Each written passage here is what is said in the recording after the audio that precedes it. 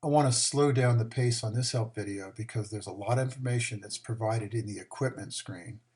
The equipment screen is a combination of an inventory of items that are being sold by you, or services or other things that you're billing on the invoice. For example, you may have a deposit for a rental. That could be a record within here. In fact, if I go through the listing and show you the list view of items in the portal, currently you would see that there's a deposit for equipment, there's other fees like a late or return fee. You can add those services in. If you have a delivery fee, you can add that as far as a billable item. Anything that's a billable item that you want to show in your billing and invoicing, you would add into the equipment records. And in this particular case, you would also want to have the status for all these items as far as in this record. Let's go back into the records themselves, and I want to point out a couple of different things. There is a next and previous button on here, so you can slide through these. We're going to review the actual records here, and I'm going to show you a few things about them.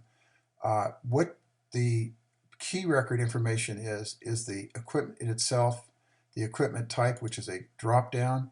And now in this particular case, you can add to the drop-down. As I stated before, underlined fields have their own editable scroller, so you can change the information on here and add or edit or delete whatever you want to take out of here. And I suggest, though, once you've added things in here, do not delete them because the records are carrying that information and you do not want to delete it out of the list. So edit it when you first start putting your information together for how you're going to sell items. Now, this is an important feature of this screen. I want to point out that I have a serial number and a part number field in here. The serial number is for items that you're selling individual and maybe a one-off type of thing where you put them in so you can use them and you need the serial number included. If you're adding a multiple item where you have or selling many items of the same exact type, what you want to do then is to provide the part number in this field.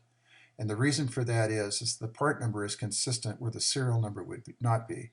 And what I suggest you do is to put a preface on this or something in parens that says PN for part number as opposed to serial number, so that if it shows up in the serial number field, then we know that is the part number for this item.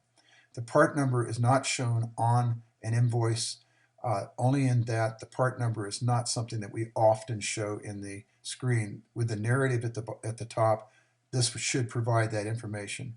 You do have the option to add some more information as far as the equipment type, but you want to keep this small enough so that it fits in the invoice data on the screen. Now, I have a combined field thing that takes this field and has what's called a combo field that adds the information for the current pricing, standard cost, to the end of this line. So what you would do is when you see this in the actual billing tab or on the invoice, when you drop it down, you're going to see this number show up at the end of it. This is the actual standard cost to which you're selling this item. If it's a rental and this shows as a rental item and you're putting the word in there as rental, then this would be the rate of what it's rented at and the period of how it's rented as far as time is concerned, once again being an editable scroller. There's also a status block in here for notes for different things as far as this item is concerned.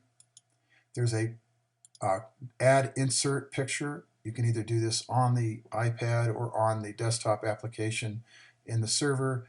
You would want to do this on the iPad to add this field because the server will not take a direct input as far as the graphic is concerned. Parts supplier is the parts supplier that provided information for parts for the item that you're working with here, because there is a service aspect we'll be talking about shortly. There's also who did you purchase it from and what did you pay.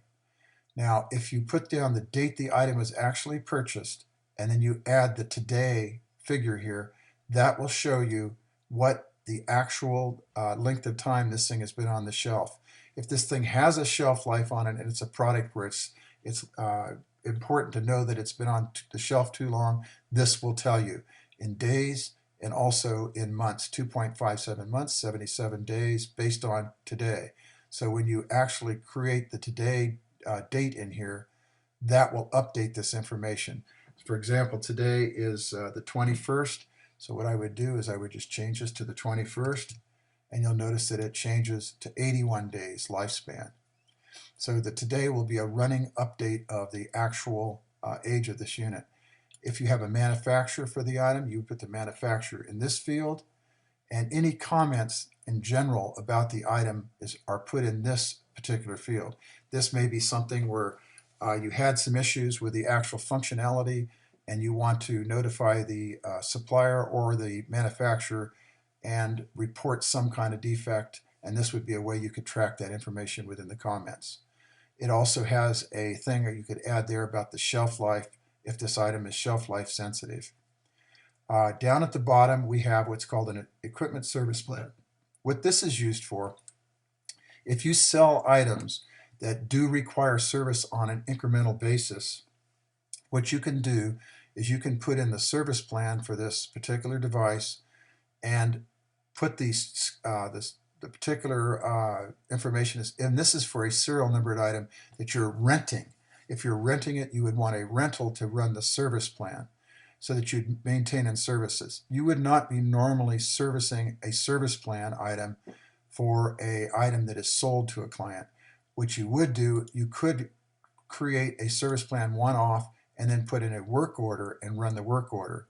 The way the work order works is it uses either the serial number or the part number you put in the field above, and then it'll automatically assign a date once you put the date fields into the item. If there's no date field added in the service plan, it will not be brought across. The work order is also the service plan ID. So for example, you see that once you create something in this area, bring it over to a work area, it'll match the ID number. And what it does is it keeps track by the service plan IDs, and this is consistent where it'll continually run up as far as each individual service plan assigned to any record within the app. For example, if I went to the next record and looked at it, the next number would be the service plan or work order number.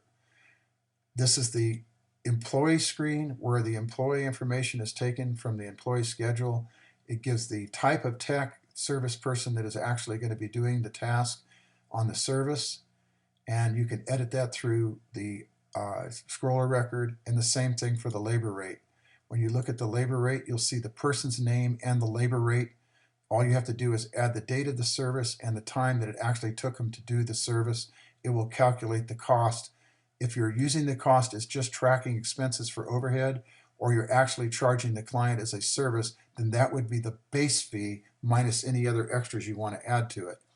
Then the labor information as far as what was actually accomplished during the actual service. If you have any issues, you can use the portal record, and the portal record will bring up the equipment work orders listing and the information from the equipment work order, and you can use again the perform find or whatever to bring up the information. And again, it has a labor total and subtotal and grand total on this for each one of the records that are in here. So this way you can go ahead and do a report based on individual clients or equipment or time period where you're using the date to bring in a date span, and then of course get the individual totals and so forth. Let's go back to the record. The last thing that I want to point out is that you also have the summary of items that are, for example, you do the drop down to pick the item, the date, and the item that you serviced, and what was used as a consumable item. These are all the materials that were used in any service to track the cost of those items as well. It's either overhead expenses or chargeable to a client. So this gives you a complete view of what your cost structure is as far as individual items. Since this is an individual working item, each record would have all of the service plan information built into it. The last tab on this is a very new tab that I've added, and what this does is if this item is a composite item of many parts, for example, this might say, let's say that you're providing something like a security system, and there are a number of pieces that go into that security system. The panel and the wiring and whatever are required to hook up the panel, and also whatever is required for the basic components. You could build it to whatever level you want to, and in the narrative you would put that in here. And then as far as the items, you would comment over here as far as what the structure of this thing is and how it's installed. And then you would add each individual item as a kitting item.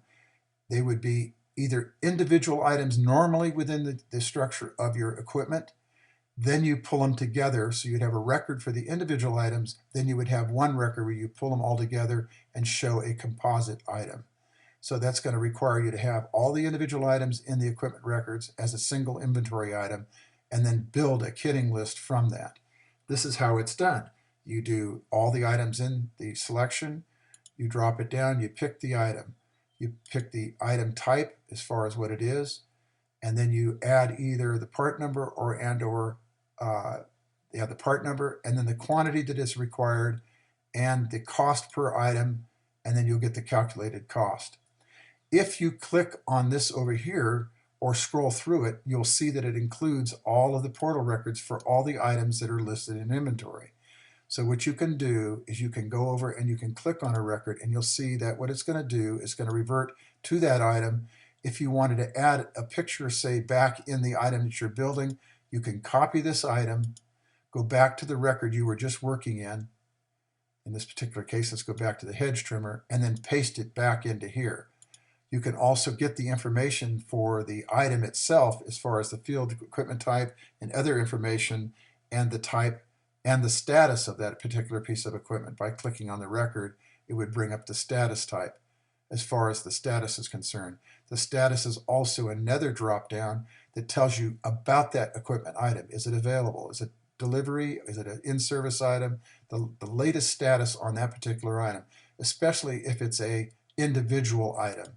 Now, if it does not have a serial number or a part number because it's a consumable, you would put none in, and then you would not add the service life aging unless you want to age a fluid or something like that, as far as cases of information, cases of fluids or whatever, as far as a life expectancy on the shelf, where you're going to use it over a period of time.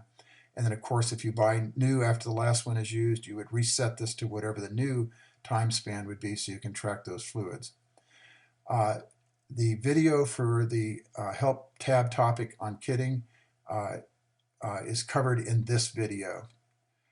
If you have any additional questions, and by the way, I almost missed it, as you add the value of cost total, the kitting cost will come up here and summarize. This would be the information that you would use if you're using this item over here. You would cross the kitting composite item or the individual item price number to the standard cost field. So as you build your kits up and get the summary total, then you would add the standard cost over here. Now be aware, standard cost may not be loaded.